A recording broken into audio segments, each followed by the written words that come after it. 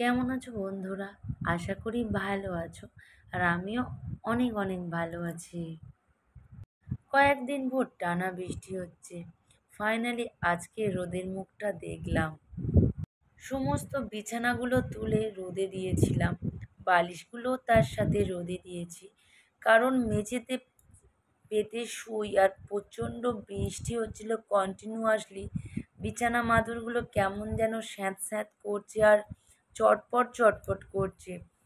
তার জন্য সমস্ত বিছানা মাদুরগুলো তুলে আর রোদেতে দিয়েছিলাম। ওগুলোই গোটা ভাঁজ করে নিয়েছি টানা রোদটা খাইয়ে 2-3 ঘন্টা। বিছানা মাদুরগুলো রোদে দিয়ে ঘর দোরগুলো ঝেড়ে মুছে নিজে স্নান করে চলে এসেছি। আর তারপর বিছানা মাদুরগুলো সব তুলে নিয়েছি। আর মেয়ের কটা জামা প্যান্ট কাচা বাকি ছিল, তো সেইগুলোই কেচেছি।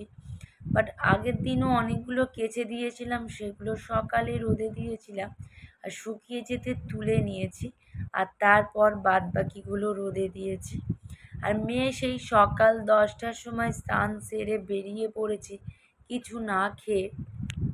পাশে বাড়ি দাদার দোকান পুজো হচ্ছে আর সেখানে ঠাকুর উঠেছে, সেটাই ও দেখতে গিয়েছে, বাট এখনও বাড়ি আসেনি। ওর জন্য ঘন্টার পর ঘন্টা ওয়েট করে বাড়ি না আসাতে আমি দিদির বাড়ি গিয়ে পান্তা খেয়ে এলাম। ওকে আমি ফোন করেছিলাম যে কি হলো, বাড়ি আসবি না, একসাথে তো পান্তা খেতে যাব। ও বলল, মা আমি এখানে খিচুড়ি তরকারি খেয়ে নিয়েছি, আমি আর কিছু খাবো না। বাধ্য হয়ে দিদির বাড়িতে একা গিয়ে খেয়ে আসলাম। তারপরে বাড়ি এসে অনেকক্ষণ ওয়েট করলাম, বাট এখনও বাড়ি আসেনি। ওর বিকেলে নাচের ক্লাস আছে, সেটাও ভুলে খেয়ে নিয়েছে। বাধ্য হয়ে ও না আসাতে আমি বেরিয়ে পড়েছি আর দাদাকে ফোন করেছিলাম যে ওর ক্লাস রয়েছে বিকেলে, তুমি ওকে এখানে দিয়ে যাও আর আমি মাঝপথে দাঁড়িয়ে রয়েছি। এরপর ক্লাস মিস করলে হবে না, কারণ পুজোয় অনেকগুলো পরপর প্রোগ্রাম পড়েছে। ও তো বাচ্চাদের সাথে গিয়ে সমস্ত ভুলে গিয়েছে যে ওর ক্লাস আছে, ওর কী আছে সেটাই ও ভুলে গিয়েছে। তো আমি মাঝপথে দাঁড়িয়েছিলাম আর তারপরে ও এসেছে। আর ওকে আমি প্রচণ্ড বকাবকি করেছি, করতেও মুখ ঘুরিয়ে ওই সাইডে দাঁড়িয়ে রয়েছে, আমার সাথে কথা বলবে না। আমি তার জন্য ওর একটু পিছনে লাগছিলাম রাগটা ভাঙাবো বলে। আচ্ছা তোমরাই বলো, সেই সকাল 10টায় ঘর থেকে বেরিয়েছে আর বিকেল 4টের সময় ও এসে পৌঁছাচ্ছে। আর বিকেল 4টে থেকেই যে ওর ক্লাস, ও সেটাই জানে না। ওকে বারবার করে বলেছিলাম আর ও ভুলে গিয়েছে।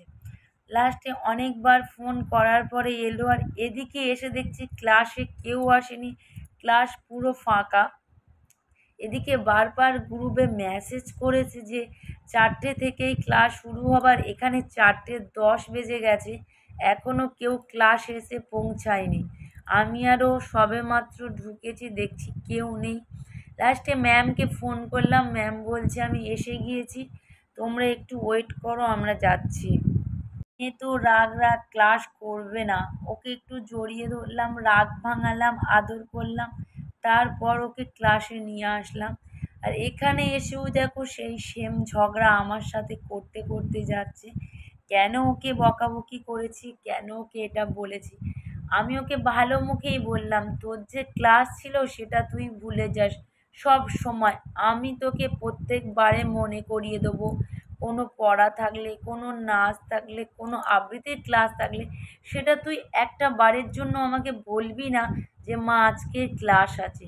সেটাও আমি তোকে বলবো, যেদিন আমার মনে না থাকবে সেদিন তুই ক্লাসে তো আর যাবি না।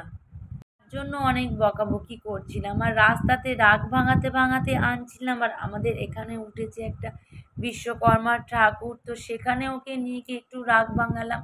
আর এখানকার দাদারা বললো দাঁড়াও একটু প্রসাদ খেয়ে যাবে। বিশ্বকর্মা ঠাকুরটা কেমন হয়েছে অবশ্যই কিন্তু তোমরা কমেন্টে জানাবে।